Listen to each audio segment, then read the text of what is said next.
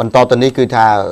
ព័ត៌មានដែលពាក់ព័ន្ធទៅនឹងបរិស្ថានផងហើយនឹងយុទ្ធនាការនៃការឃោសនាបោះឆ្នោតផងមានន័យថាសាលារាជធានីភ្នំពេញកាលពីម្សិលមិញនេះគឺបានជំរុញឲ្យក្រុមហ៊ុនសិនទ្រីបង្កើនការបោះសម្អាតសម្រាមនៅក្នុងយុទ្ធនាការឃោសនាបោះឆ្នោតចាប់ពីថ្ងៃនេះរហូតដល់ថ្ងៃទី26មានន័យថា30ថ្ងៃនេះឲ្យបានកាន់តែច្រើនហើយឲ្យបានស្អាតពីព្រោះនៅពេលដែលឃោសនាមានខិត្តប័ណ្ណឬក៏កាកសំណល់ផ្សេងៗដែលសកម្មជនលោកប្រើប្រាស់จึงអាចនាំឲ្យប៉ះពាល់ដល់បរិស្ថាននៅតាមដងផ្លូវនានានៅក្នុងរាជធានីភ្នំពេញបាទអាយដាមប៉ាសយុទ្ធវង្សនៅក្នុងពិធីសម្ដែងសម្ដាលជាមួយនឹងបងប្អូនកម្មការនីនៃក្រុមហ៊ុនសិនទ្រីប្រមាណជា1100នាក់កាលពីម្សិលមិញនេះ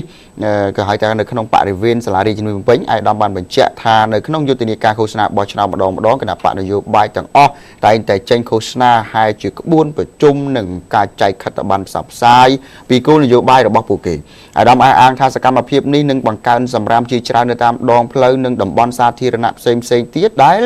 វាអាចជះឥទ្ធិពលមិនល្អនៃអនាម័យបរិស្ថាននៅក្នុងរាជធានីភ្នំពេញទាំងមូលហើយដល់បន្តថាទោះបីជាសាលារាជធានីភ្នំពេញបានណែនាំឲ្យគណៈបកនយោបាយទាំងនោះយកចិត្តទុកដាក់កំចោលសម្រាមគ្រប់ប្រភេទពាសវាលពាសកាលក៏ដោយក៏ប៉ុន្តែបញ្ហានេះអាចនៅតែកើតមានដដែលដោយតម្រូវឲ្យបងប្អូនជាបុគ្គលិកសិនទ្រីទាំងអស់ត្រូវបង្កើនសកម្មភាពបន្ថែមទៀតដោយត្រូវបោសសម្អាតទាំងយប់ទាំងថ្ងៃដើម្បីជួសជុលនៅបញ្ហាបាត់អនាម័យល្អភាសានេះអាដាមបញ្ជាក់ថាយើងចាំបាច់ណាស់ដែលត្រូវពង្រឹងលើកិច្ចការនេះដើម្បីធ្វើឲ្យរាជធានីភ្នំពេញនៅតែមានសោភ័ណភាពល្អដោយហេតុថាទាំងប្រជាប្រដ្ឋក៏ដូចជាអ្នកទេសចរអន្តរជាតិនៅតែបន្តចូលណាសម្រាប់កំសាន្តជារៀងរាល់ថ្ងៃក្នុងរាជធានីភ្នំពេញបាទហើយនៅក្នុងឱកាសសម្ដែងសម្ដាលជាមួយបងប្អូនកម្មការនីនៃក្រុមហ៊ុនសិនទ្រីនោះ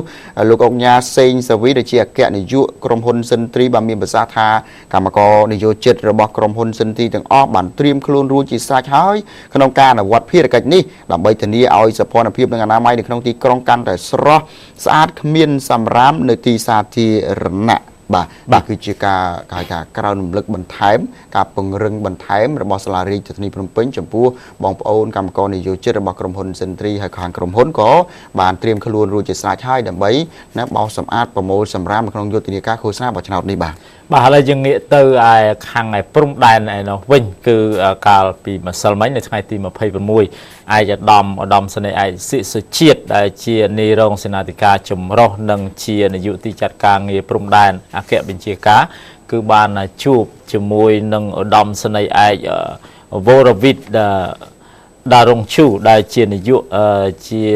យកថាកិច្ចការងារព្រំដែនកងទ័ពភូមិន្ទថៃបានជួបពិភាក្សាការងារនៅទីនោះហើយនៅក្នុងជំនួបពិភាក្សាការងារនោះផងដែរអាយដាមសិសុជាតិក៏បានលើកឡើងអំពីស្ថានភាពតាមព្រំដែនគឺនៃប្រទេសទាំងពីរហ្នឹងគឺបានធ្វើការដោះស្រាយដោយសន្តិវិធីដែលមិនមានបញ្ហាប្រឈមទៅនឹងការប្រដាប់អាវុធជាមួយគ្នានោះទេទោះបីជាកម្ពុជានិងប្រទេសថៃធ្លាប់មានបញ្ហាទំនាក់ទំនងខាងព្រំដែនកាលពីពេលកន្លងមកយ៉ាងណាក៏ដោយហើយនៅក្នុងនោះផងដែរឧត្តមសេនីយ៍ឯកវរវិទ្យដែលជាខាងដែលជានាយសេនាធិការព្រំដែនកងទ័ពភូមិន្ទថៃហ្នឹងក៏បានលើកឡើងថាបញ្ហាប្រឈមទាំងឡាយដែលកើតមានរវាងកងទ័ពនៃប្រទេសទាំងពីរហ្នឹងត្រូវតែងតែធ្វើការរួមគ្នាដោះស្រាយដោយសន្តិវិធីហើយរួមគ្នាពង្រឹងបន្ថែមទៀតនៅ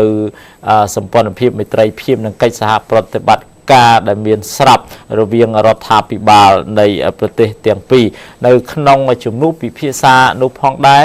គឺក៏បានលើកឡើងអំពីបញ្ហាតាមព្រំដែនគឺធ្វើការទប់ស្កាត់នៃការជួញដូរមនុស្សការជួញដូរគ្រឿងញៀនឆ្លងដែនមកប្រទេសទាំងពីរនេះផងដែរបាទឥឡូវមកមើលការអភិវឌ្ឍប្រព័ន្ធធារាសាស្ត្រនៅក្នុងប្រជាជាតិកម្ពុជាប៉ុន្តែយើងទៅកាន់ខេត្តតាកែវនៅស្រុកសំរោងគឺការជួសជុលនិងការស្ដារនៅគេហៅថាទំនប់ស្តុកទឹកឬក៏គ្រប់គ្រងទឹកសម្រាប់បងប្អូនប្រជាពលរដ្ឋនៅតំបន់នោះគឺកាលពីម្សិលមិញពេលរសៀលនៅក្នុងភូមិតពាំងស្ដុកឃុំរវៀងស្រុកសំរោងខេត្តតាកែវគឺថាមានពិធីមួយគេហៅថាប្រកាសឲ្យប្រើបណ្ដោះអាសន្នសិនទៅចុះប្រកាសឲ្យប្រើបណ្ដោះអាសន្នសិនទៅចុះនៅទំនប់ ទឹកដែលមានប្រវែង850ម៉ែត្រនិងទទឹងប្រវែង1000ម៉ែត្រហើយជម្រៅចុះក្រោមហ្នឹងគឺថា3ម៉ែត្រទៅ4ម៉ែត្រហើយខ្នងលើ6ម៉ែត្រជើងទេហ្នឹង12ម៉ែត្រដាក់លូបាន4កន្លែងមកដល់ពេលនេះគឺថាស្ដារបានប្រមាណជា50%ហើយអញ្ចឹងប្រកាសឲ្យប្រើប៉ុណ្្នឹងសិនដោយចំណាយថវិកាប្រមាណជា$200,000សហរដ្ឋអាមេរិកជាងហើយស្តុកទឹកបានចំនួន30,000ម៉ែត្រគូបបាទ30,000ម៉ែត្រគូបច្រើនដែរបាទហើយនេះគឺជាអំណោយរបស់សម្ដេចអគ្គមហាសេនាបតីតេជោ ហ៊ុនសែនប្រមុខរាជរដ្ឋាភិបាលកម្ពុជាដែលមានក្រុមហ៊ុនសំណង់ក្មេងវ័នជាអ្នកស្ដារជួសជុលទទួលភារៈនៅក្នុងករណីនេះបាទអញ្ចឹងជាបន្តនេះសូមស្ដាប់ការគូបញ្ជាក់បន្ថែមរបស់អាដាមបណ្ឌិតមុងរិទ្ធីដែលលោកអញ្ជើញចូលរួមនៅក្នុងពិធីសម្ពោធប្រកាសឲ្យប្រើប្រាស់បណ្ដោះអាសន្ននោះដែរបាទសូមអញ្ជើញទីតាំងដែលយើងឈរនេះគឺជាកន្លែងដែលខ្ញុំ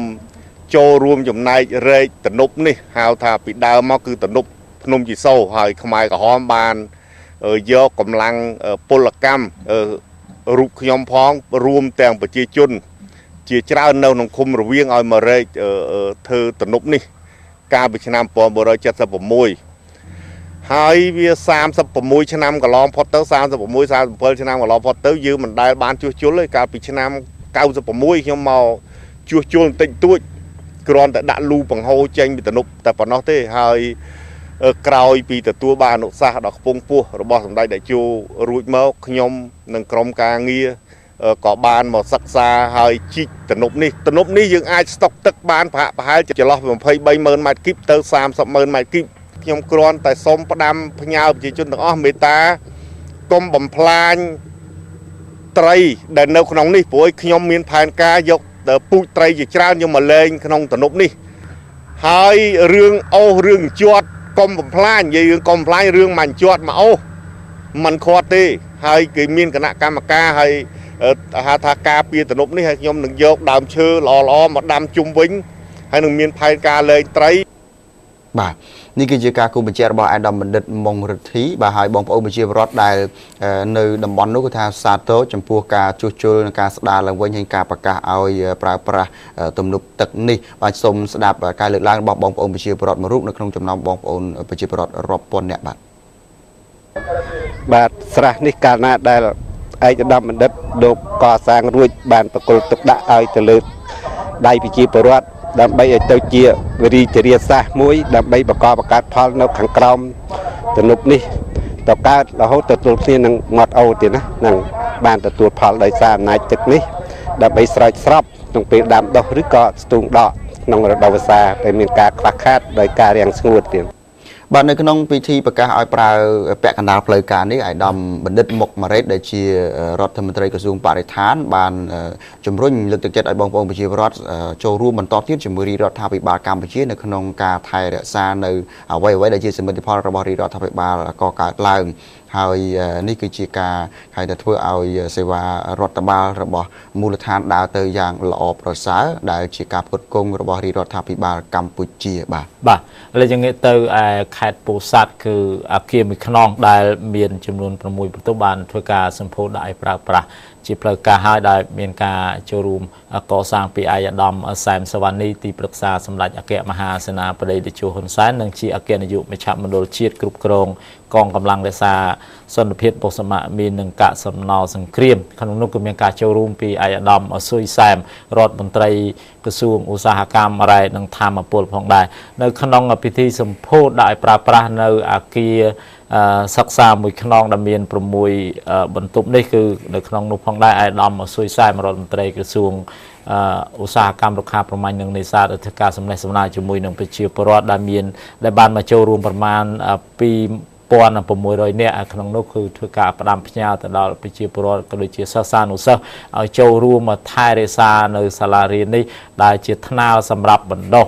វិជ្ជាសម្រាប់ធ្វើការកសាងទៅនៅធនធានមនុស្សកសាងនៅចំណេះដឹងរបស់ខ្លួនដើម្បីអនាគតសម្រាប់